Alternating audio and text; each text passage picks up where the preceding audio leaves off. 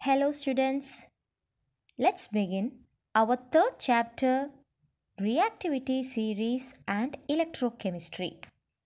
In this chapter, we will learn the difference in reactivity of metals with water, air, and acids, reactivity series and displacement reactions, galvanic cells and electrochemical reactions, electroplating and its practical utilities. Let's begin. Observe certain instances and a few sources of electricity shown in the picture.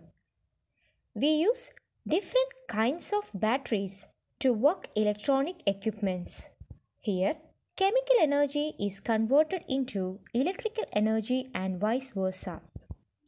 Haven't you seen the rusting of iron and the formation of verdigris on copper?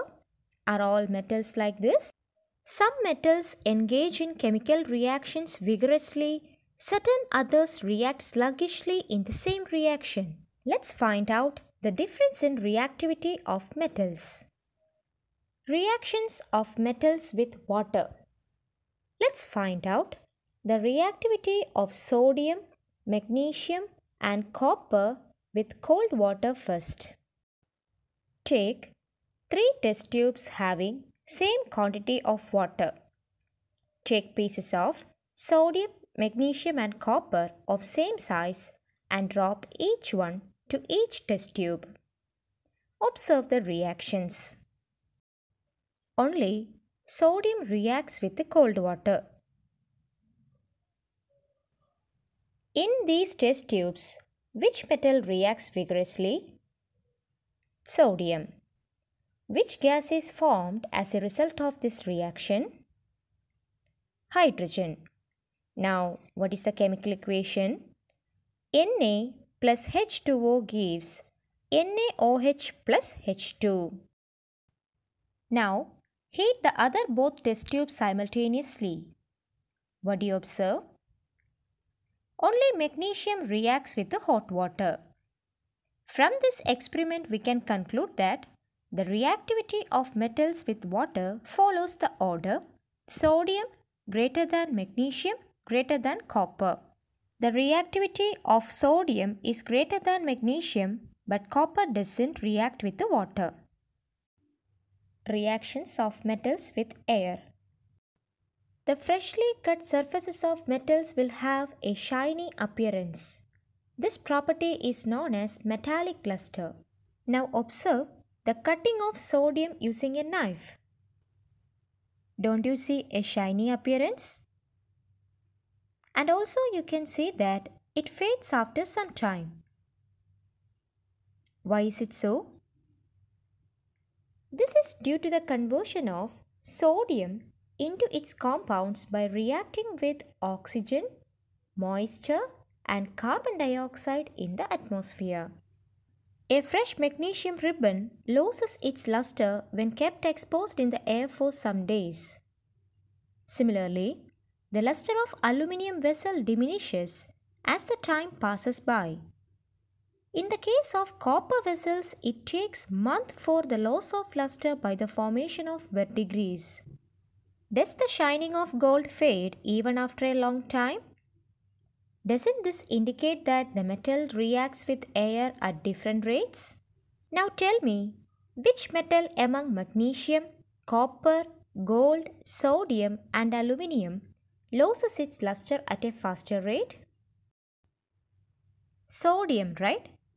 Now can you list the above metals in the decreasing order of their reactivity with air? It follows the order sodium greater than magnesium greater than aluminium greater than gold greater than copper. Let's examine the reactions of iron, magnesium, copper, lead, zinc with dilute hydrochloric acid. Take equal volume of dilute HCl in 5 test tubes. Immerse metallic rods of iron, copper, zinc, magnesium and lead respectively in these test tubes. Observe the reactions taking place in each test tubes. You can see more bubbles are formed in the test tube with magnesium than that of zinc. Similarly, the number of bubbles that comes out are more in test tube with zinc than that of iron. Only few bubbles come out in test tube with lead and no reaction takes place in test tube with copper. Hence, the order of reactivity of metals with dilute hydrochloric acid can be written as magnesium greater zinc greater iron greater lead greater copper. From the above experiments, it can be concluded that the reactivity of different metals with water, air and dilute hydrochloric acid are not the same.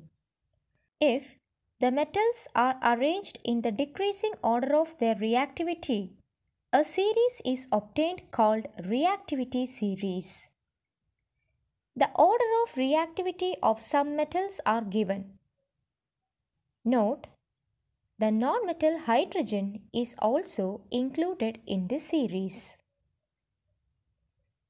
This reactivity series is used to compare the reactivity of metals. The metals above hydrogen in reactivity series can displace hydrogen from dilute acids, whereas those below hydrogen cannot. So students, let's conclude today's topic.